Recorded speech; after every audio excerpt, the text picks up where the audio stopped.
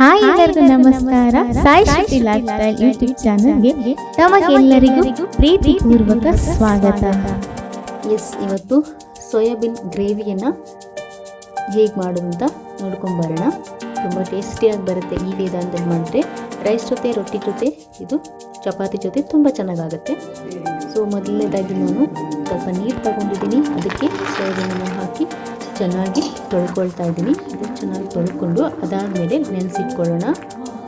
ಇದು ನೆಂದಿದ್ದಾದಮೇಲೆ ಸ್ವಲ್ಪ ಚೆನ್ನಾಗಿ ತೊಳೆದ್ಬಿಟ್ಟು ಅದಾದ ನಂತರ ಹಿಂಡ್ಕೊಳ್ಬೇಕಾಗುತ್ತೆ. ನಾವು ಇದನ್ನ ಎಷ್ಟು ನೀಟಾಗಿ ತೊಳ್ಕೊಳ್ತೀವೋ ಅಷ್ಟು ಚೆನ್ನಾಗಿರುತ್ತೆ. ಸೊ ಇದು ತೊಳ್ಕೊಳ್ಳೋದ್ರಿಂದ ಸ್ಮೆಲ್ ಕೂಡ ಬರೋದಿಲ್ಲ, ಚೆನ್ನಾಗಿರುತ್ತೆ ಇದು. ಸೊ ಇದಕ್ಕೆ ನಾನು ಗ್ರೇವಿ ಮಾಡಲಿಕ್ಕೆ ಯಾವ ರೀತಿ ಮಸಾಲೆ ರುಬ್ಕೋತೀನಿ. ಟೊಮೆಟೊ, 1-3 ಬೆಳ್ಳುಳ್ಳಿ ಮತ್ತು 1 ಏಲಕ್ಕಿ, ಹಾಗೆ 2 ಚಕ್ಕೆ ಪೀಸು, ಸ್ವಲ್ಪ ತೆಂಗಿನಕಾಯಿನ ಹಾಕ್ಕೊಂಡು ರುಬ್ಕೊಳ್ತೀನಿ. ಮಿಕ್ಸಿಗೆ ಹಾಕಿ ಇದನ್ನ ಪೇಸ್ಟ್ ಮಾಡ್ಕೊಳ್ಳೋಣ. ಎಲ್ಲವನ್ನು ಸೇರಿಸ್ಕೊಂಡು ಬೇಕಾದರೆ ಲವಂಗನೂ ಯೂಸ್ ಮಾಡ್ಕೊಳ್ಳಿ. ನಾನು ಲವಂಗ ಫ್ಲೇವರ್ ಇಷ್ಟಪಡಲ್ಲ, ಸೊ ಹಾಗಾಗಿ ಸ್ವೀಟಲ್ಲಿ ಲವಂಗ ಇದ್ದರೆ ಇಷ್ಟ, ಬಟ್ ಈ ಥರ ಇಷ್ಟಪಡಲ್ಲ ಹೆಚ್ಚಾಗಿ. ಸೊ ಇವಾಗ ನಾನು ಮಿಕ್ಸಿ ಜಾರ್ಗೆ ಹಾಕ್ಕೊಂಡು ಇದನ್ನ ಚೆನ್ನಾಗಿ ರುಬ್ಕೊಳ್ತೀನಿ. ಸೊ ಇದು ಪೇಸ್ಟನ್ನು ನಿಮಗೆ ತೋರಿಸ್ತೀನಿ ಯಾವ ರೀತಿಯಾಗಿ ರೆಡಿ ಮಾಡ್ಕೊಳ್ತೀನಿ ಅಂತ. ಸ್ವಲ್ಪ ನೀರು ಹಾಕ್ಕೊಂಡು ಮಿಕ್ಸಿ ಜಾರ್ಗೆ ಹಾಕಿಟ್ಕೊಂಡಿದ್ದೀನಿ. ಸೊ ನೋಡ್ಬೋದು ನೀವು. ಇವಾಗ ನಾನು ಈ ಸೋಯಾಬೀನನ್ನು ಚೆನ್ನಾಗಿ 2-3 ಸಲ ತೊಳೆದಿದ್ದೀನಿ. ಈಗ ನೀಟಾಗಿ ಹಿಂಡಿಬಿಟ್ಟು ತೆಕ್ಕೊಳ್ಳೋಣ. ನೀರನ್ನ ಚೆನ್ನಾಗಿ ನೀರನ್ನು ಹಿಂಡಿಬಿಟ್ಟು ತೆಕ್ಕೊಬೇಕು. ಎಷ್ಟು ಸಾಧ್ಯನೋ ಅಷ್ಟು ನೀಟಾಗಿ ನೀರನ್ನು ಹಿಂಡಿಬಿಟ್ಟು ತೆಕ್ಕೊಳ್ಳಿ. ಸೊ ಎಲ್ಲನೂ ಹಾಗೆ ಮಾಡಿ ನೀಟಾಗಿ ಈ ರೀತಿ ಕಾಣಿಸ್ಬೇಕು. ಅದು ನಾವು ಚೆನ್ನಾಗಿ ಹಿಂಡಿ ತೆಗೆದವಾಗ ನೀವು ಎಷ್ಟು ಚೆನ್ನಾಗಿ ತೊಳೆದ್ಬಿಟ್ಟು ನೀಟಾಗಿ ಹಿಂಡ್ಬಿಟ್ಟು ತೆಕ್ಕೊಳ್ತೀರೋ ಅಷ್ಟು ಚೆನ್ನಾಗಿ ಬರುತ್ತೆ. ಸೊ ಇದು ಸ್ಮೆಲ್ಲೆಲ್ಲ ಹೋಗುತ್ತೆ. ಸೊ ಈ ಥರ ಎಲ್ಲನೂ ನಾನು ನೀಟಾಗಿ ಹಿಂಡ್ಬಿಟ್ಟು ತೆಕ್ಕೊಳ್ತಾ ಇದ್ದೀನಿ. ಇದೇ ರೀತಿ ನೀವು ಕ್ಲೀನಾಗಿ ತೊಳೆದು ಹಿಂಡಿ ತೆಕ್ಕೊಳ್ಳಿ. ಸೊ ಇವಾಗ ಇದನ್ನು ಇಷ್ಟು ತೆಗೆದಿಟ್ಕೊಂಡಿದ್ದೀನಿ.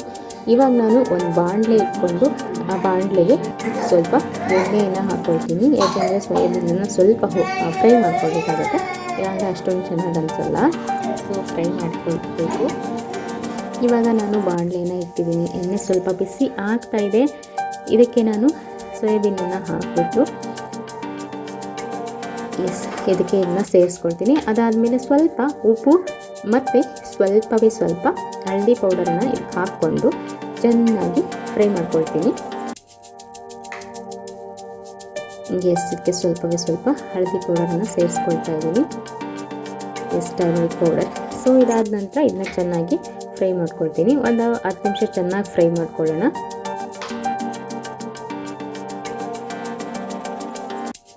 ಈ ಥರ ನೀಟಾಗಿ ಫ್ರೈ ಮಾಡ್ಕೊಳ್ಳಿ. ತುಂಬ ಟೇಸ್ಟಿಯಾಗಿ ಬರುತ್ತೆ. ಇದೇ ವಿಧಾನದಲ್ಲಿ ಮಾಡೋದ್ರಿಂದ ಎಲ್ಲರಿಗೂ ಇಷ್ಟ ಆಗುತ್ತೆ. ಸೊ ಏನು ಸ್ಮೆಲ್ ಯಾವುದು ಏನಿರಲ್ಲ, ಇಷ್ಟ ಆಗೇ ಆಗುತ್ತೆ ಖಂಡಿತವಾಗಿ. ಸೊ ಈ ಥರ ಚೆನ್ನಾಗಿ ಫ್ರೈ ಮಾಡ್ಕೊಳ್ಳಿ. ಅದು ಸ್ವಲ್ಪ ಮಟ್ಟಿಗಾದರೂ ಡ್ರೈ ಆಗ್ತಾ ಇದೆ ಅಂತ ನಿಮಗೆ ಗೊತ್ತಾಗಬೇಕು.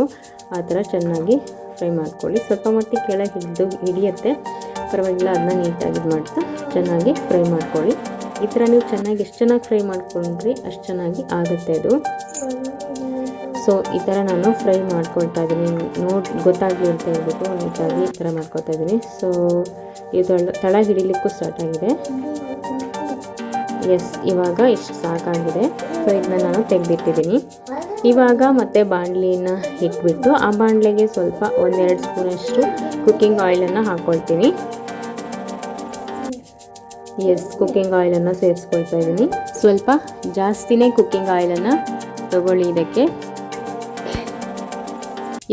ನನಗೆ ಎಷ್ಟು ಬೇಕಾಗುತ್ತೆ ಅಷ್ಟು ತಗೊಂಡಿದ್ದೀನಿ. ಒಂದು 4 ಸ್ಪೂನಷ್ಟು ಕುಕ್ಕಿಂಗ್ ಆಯಿಲನ್ನು ತಗೊಂಡಿದ್ದೀನಿ. ಸೊ ಇವಾಗ ಕುಕ್ಕಿಂಗ್ ಆಯಿಲು ಸ್ವಲ್ಪ ಬಿಸಿ ಆಗಲಿಕ್ಕೆ ಬಿಡೋಣ. ಅದಾದ ನಂತರ ನಾವು ಇದಕ್ಕೆ ಒಂದು 2 ಪೀಸಷ್ಟು ಪಲಾವ್ ಎಲೆಯನ್ನು ಹಾಕ್ಕೊಳ್ಳೋಣ. ಅಂದರೆ 1 ಎಲೆಯನ್ನು 2 ಪೀಸ್ ಮಾಡಿ ಇದಕ್ಕೆ ಸೇರಿಸ್ಕೊಳ್ಳೋಣ. ಸಾಕಾಗುತ್ತೆ. ಅದು ಸ್ವಲ್ಪ ಕಲರ್ ಚೇಂಜ್ ಆಗ್ತಿದ್ದಾಗೆ ಎಲೆ. ಅದಕ್ಕೆ ಚಿಕ್ಕದಾಗಿ ಈರುಳ್ಳಿನ ಕಟ್ ಮಾಡಿ ಇಟ್ಕೊಳ್ಳಿ, 1 ಅಥವಾ 2. ಇದು ಸ್ವಲ್ಪ ಕಲರ್ ಚೇಂಜ್ ಆಗ್ತಾ ಇದೆ. ಸೊ ಇವಾಗ ನಾನು ಈರುಳ್ಳಿಯನ್ನು ಸೇರಿಸ್ಕೊಳ್ತಾ ಇದ್ದೀನಿ. ಸೊ ಈರುಳ್ಳಿನ ಚೆನ್ನಾಗಿ ಫ್ರೈ ಮಾಡ್ಕೋಬೇಕು. ಈರುಳ್ಳಿ ಚೆನ್ನಾಗಿ ಬೇಯೋವರೆಗೂ ಚೆನ್ನಾಗಿ ಫ್ರೈ ಮಾಡ್ಕೋಬೇಕು. ಫುಲ್ ಈರುಳ್ಳಿ ಕಲರ್ ಚೇಂಜ್ ಆಗೋವರೆಗೂ ಫ್ರೈ ಮಾಡ್ಕೊಳ್ಬೇಕಾಗುತ್ತೆ ಈರುಳ್ಳಿಯನ್ನು. ಎಸ್, ಇವಾಗ ನೀವು ನೋಡ್ಬೋದು ಈರುಳ್ಳಿ ಎಷ್ಟು ಕಲರ್ ಚೇಂಜ್ ಆಗಿದೆ. ಇದಕ್ಕೆ ನಾನು ಶುಂಠಿ ಮತ್ತು ಬೆಳ್ಳುಳ್ಳಿ ಪೇಸ್ಟನ್ನು ಸೇರಿಸ್ಕೊಳ್ತಾ ಇದ್ದೀನಿ. ಎಸ್, ಶುಂಠಿ ಬೆಳ್ಳುಳ್ಳಿ ಪೇಸ್ಟನ್ನು ಸೇರಿಸ್ಕೊಂಡು ಸ್ವಲ್ಪ ಮಿಕ್ಸ್ ಮಾಡ್ಕೊಳ್ಳಿ. ಎಸ್, ನೀವು ನೋಡ್ಬೋದು ಈ ರೀತಿಯಾಗಿ ನಾನು ಮಿಕ್ಸ್ ಮಾಡ್ಕೊಳ್ತಾ ಇದ್ದೀನಿ. ಇವಾಗ ನಾನು ರುಬ್ಬಿಟ್ಕೊಂಡಿದ್ದಂತಹ ಮಿಶ್ರಣವನ್ನು ಇದಕ್ಕೆ ಸೇರಿಸ್ಕೊಂಡು, ಇವಾಗಿನ ನೀರು ಹಾಕ್ಕೊಳ್ತಾ ಇಲ್ಲ ನಾನು, ಅದನ್ನ ಸ್ವಲ್ಪ ನೀಟಾಗಿ ತೊಳೆದು ಹಾಕ್ಕೊಳ್ತಾ ಇದ್ದೀನಿ ಅಷ್ಟೇ. ಸೊ ಇವಾಗ ಇದನ್ನು ಚೆನ್ನಾಗಿ ಕುದಿಯೋದಕ್ಕೆ ಸ್ವಲ್ಪ ಹೊತ್ತು ಬಿಡಬೇಕಾಗುತ್ತೆ. ಮಸಾಲೆಯನ್ನು ಚೆನ್ನಾಗಿ ಕುದಿಲಿಕ್ಕೆ ಬಿಡಬೇಕಾಗುತ್ತೆ. ಎಸ್, ನೀವು ನೋಡ್ಬೋದು ಇವಾಗ ಅದು ಕುದೀತಾ ಇದೆ. ನೀವು ಕವರ್ ಮಾಡಿ ಬೇಕಾದರೂ ಇಟ್ಟು ಕುದಿಸ್ಬೋದು. ಇವಾಗ ಎಷ್ಟು ಬೇಕೋ ಅಷ್ಟು ನಿಮಗೆ ಖಾರ, ಅಷ್ಟು ಚಿಲ್ಲಿ ಪೌಡರ್, ಖಾರದ ಪೌಡರನ್ನ ಸೇರಿಸ್ಕೊಳ್ಳಿ. ಮತ್ತು ಕೊತ್ತಂಬರಿ ಪುಡಿಯನ್ನು 1 ಚಮಚದಷ್ಟು, ಮತ್ತು ಗರಂ ಮಸಾಲೆ ಪೌಡರು ಎಷ್ಟು ಬೇಕಾಗುತ್ತೆ ಅಷ್ಟು, ಅರ್ಧ ಸ್ಪೂನ್ ಆದರೆ ಅರ್ಧ ಸ್ಪೂನ್, 1 ಸ್ಪೂನ್ ಆದರೆ 1 ಸ್ಪೂನು. ನಮ್ಮದು ಖಾರ ಜಾಸ್ತಿ ಇರೋದ್ರಿಂದ ಅರ್ಧ ಸ್ಪೂನ್ ಖಾರದ ಪುಡಿ ಮತ್ತು 1 ಸ್ಪೂನು ಕೊತ್ತಂಬರಿ ಪುಡಿ ಮತ್ತು ಅರ್ಧ ಸ್ಪೂನು ಗರಂ ಮಸಾಲೆ ಪೌಡರನ್ನು ಆ್ಯಡ್ ಮಾಡ್ಕೊಂಡಿದ್ದೀನಿ. ಸೊ ಇವಾಗ ನಾನು ಚೆನ್ನಾಗಿ ಕುದಿಲಿಕ್ಕೆ ಬಿಟ್ಟಿದ್ದೀನಿ, ನೋಡ್ಬೋದು.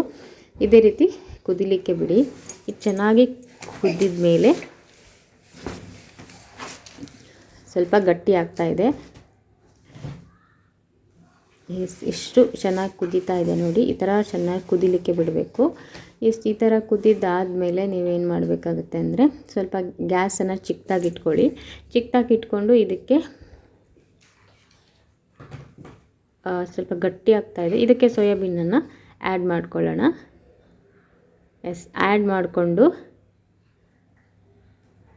ಚೆನ್ನಾಗಿ ಮಿಕ್ಸ್ ಮಾಡಿಬಿಟ್ಟು, ಮಸಾಲೆ ಎಲ್ಲ ಇಟ್ಕೊಳ್ಳೋ ಥರ ಮಿಕ್ಸ್ ಮಾಡಿಬಿಟ್ಟು, ಇದಾದಮೇಲೆ ಸ್ವಲ್ಪ ಉಪ್ಪನ್ನು ಹಾಕ್ಕೊಳ್ಬೇಕಾಗತ್ತೆ. ಸೊ ಚೆನ್ನಾಗಿ ಇದಕ್ಕೆ ಮಿಕ್ಸ್ ಮಾಡೋಣ. ಸ್ವಲ್ಪ ಗಟ್ಟಿ ಕೂಡ ಆಗಿದೆ. ಇದಕ್ಕೆ ಸ್ವಲ್ಪ ನೀರು ಹಾಕ್ಬಿಟ್ಟು ಅದಾದ ನಂತರ ಕವರ್ ಮಾಡಿ ಬೇಯೋದಕ್ಕೆ ಇಡಬೇಕಾಗತ್ತೆ. ಸ್ವಲ್ಪ ಜಾಸ್ತಿ ಗಟ್ಟಿ ಇದೆ ಇದು. ಸೊ ಇವಾಗ ನಾನು ಇದಕ್ಕೆ ಉಪ್ಪು ಎಷ್ಟು ಬೇಕೋ ಉಪ್ಪು ಅಷ್ಟನ್ನು ಸೇರಿಸ್ಕೊಳ್ತಾ ಇದ್ದೀನಿ. ಆವಾಗಲೇ ಸೋಯಾಬೀನನ್ನು ಬೇಯಿಸುವಾಗ ಸ್ವಲ್ಪ ಉಪ್ಪು ಹಾಕಿರೋದ್ರಿಂದ ಇವಾಗ ಸ್ವಲ್ಪ ಉಪ್ಪು ಹಾಕಿದ್ರೆ ಸಾಕಾಗುತ್ತೆ. ಸೊ ಇವಾಗ ಕವರ್ ಮಾಡಿಟ್ಟು ಇದನ್ನು ಚೆನ್ನಾಗಿ ಬೇಯಿಸ್ಕೊಳ್ಬೇಕಾಗತ್ತೆ. ನಾನು ಹೇಳ್ದಾಗೆ ಸ್ವಲ್ಪ ನೀರನ್ನು ಆ್ಯಡ್ ಮಾಡ್ಕೊಳ್ತಾ ಇದ್ದೀನಿ, ಯಾಕೆಂದರೆ ತಳ ಹಿಡಿಬಾರ್ದು, ಸ್ವಲ್ಪ ಗಟ್ಟಿಯಾಗಿಬಿಡುತ್ತೆ ಅಂತ. ನಿಮ್ಗೆ ಎಷ್ಟು ಗಟ್ಟಿ ಬೇಕೋ ಅಷ್ಟು ಗಟ್ಟಿ ನೀವು ಮಾಡ್ಕೊಳ್ಳಿ. ಯಾವುದಾದ್ರೂ ಚಪಾತಿ ಅದಕ್ಕಾದ್ರೆ ಇಷ್ಟು ಗಟ್ಟಿ ಸಾಕಾಗುತ್ತೆ, ಇಲ್ಲ ಸ್ವಲ್ಪ ತೆಳು ಬೇಕಾದರೆ ತೆಳು ಮಾಡ್ಕೊಳ್ಳಿ. ರೊಟ್ಟಿಗೆ, ಚಪಾತಿಗೆ ಎಲ್ಲ ಇಷ್ಟು ಗಟ್ಟಿದ್ರೆ ಸಾಕಾಗುತ್ತೆ. ಇವಾಗ ಕವರ್ ಮಾಡಿಬಿಟ್ಟು ನಾನು ಒಂದು 10 ನಿಮಿಷ ಚೆನ್ನಾಗಿ ಕುದಿಯೋದಕ್ಕೆ ಬಿಡ್ತೀನಿ. ಎಷ್ಟು ಚೆನ್ನಾಗಿ ಬೇಯಿಸ್ತೀರೋ ಅಷ್ಟು ಚೆನ್ನಾಗಿ ಆಗುತ್ತೆ. ಸೊ ಇದು 10 ನಿಮಿಷಗಳ ಆದಮೇಲೆ ನಾನು ಇದನ್ನು ಓಪನ್ ಮಾಡಿ ನಿಮಗೆ ತೋರಿಸ್ತೀನಿ. ಈ ರೀತಿಯಾಗಿ ಇದು ಕುದ್ದಿದೆ, ಚೆನ್ನಾಗಿ ಬೆಂದಿದೆ. ಸೊ ಈ ರೀತಿಯಾಗಿ ಇದು ರೆಡಿಯಾಗಿದೆ. ಎಸ್, ಈ ರೀತಿಯಾಗಿ ರೆಡಿಯಾಗಿದೆ. ಎಸ್, ಇವಾಗ ನಾನು ಚಿಕ್ಕದಾಗಿ ಹೆಚ್ಚಿಟ್ಟಿಟ್ಕೊಂಡಿದ್ದಂತಹ ಕೊತ್ತಂಬರಿ ಸೊಪ್ಪನ್ನು ನಾನು ಇದಕ್ಕೆ ಮೇಲ್ಗಡೆ ಹಾಕ್ಕೊಳ್ತಾ ಇದ್ದೀನಿ. ಹಾಕ್ಕೊಂಡು ಚೆನ್ನಾಗಿ ಮಿಕ್ಸ್ ಮಾಡಿ, ಇಷ್ಟೋ ತನಕ ಇದು ಬೆಂದಿದ್ದು ಸಾಕು. ಚೆನ್ನಾಗಿ ಬೇಯಿಸ್ಕೊಳ್ಬೇಕಾಗುತ್ತೆ ನೀವು, ಇಲ್ಲಾಂದರೆ ಅದು ಬೇಯೋದಿಲ್ಲ. ಸ್ವಲ್ಪ ಜಾಸ್ತಿ ಹೊತ್ತು ಹಿಡಿಯುತ್ತೆ ಇದು ಮಸಾಲೆ ಎಲ್ಲ ಹಾಕಿದ ಮೇಲೆ ಬೇಯೋದಕ್ಕೆ. ಸೊ ಚೆನ್ನಾಗಿ ಬೇಯಿಸ್ಕೊಳ್ಳಿ. ಎಷ್ಟು ನೀರು ಬೇಕಾಗುತ್ತೆ ಅಷ್ಟು ಸೇರಿಸ್ಕೊಂಡು ಬೇಯಿಸ್ಕೊಳ್ಳಿ. ಎಸ್, ಇವಾಗ ಇದು ರೆಡಿಯಾಗಿದೆ, ನೀವು ನೋಡ್ಬೋದು. ಎಸ್ ಫ್ರೆಂಡ್ಸ್, ಇಷ್ಟೇ ಇದು ಸಿಂಪಲ್ಲಾಗಿ. ಇದನ್ನ ಚಪಾತಿ ಜೊತೆಗೆ ಅಥವಾ ರೊಟ್ಟಿ ಜೊತೆಗೆ ಅಥವಾ ರೈಸ್ ಜೊತೆಗೆ ತುಂಬಾ ಚೆನ್ನಾಗಿರುತ್ತೆ. ಎಲ್ಲರಿಗೂ ಇಷ್ಟ ಆಗೇ ಆಗುತ್ತೆ. ಸೊ ಯಾರೆಲ್ಲ ಚಿಕನ್ ತಿನ್ನಲ್ಲ ಅಥವಾ ತಿನ್ನೋಕ್ಕಾಗಲ್ಲ ಅಂಥವ್ರು ಇದನ್ನ ಮಾಡ್ಕೊಳ್ಬೋದು.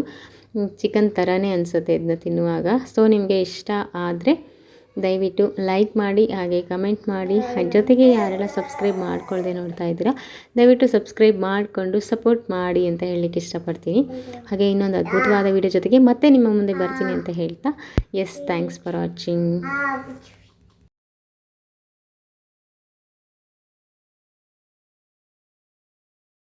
ಈ ವಿಡಿಯೋವನ್ನು ಸಂಪೂರ್ಣವಾಗಿ ವೀಕ್ಷಿಸಿದ್ದಕ್ಕೆ ನಿಮಗೆಲ್ಲರಿಗೂ ಪ್ರೀತಿಪೂರ್ವಕ ಧನ್ಯವಾದಗಳು.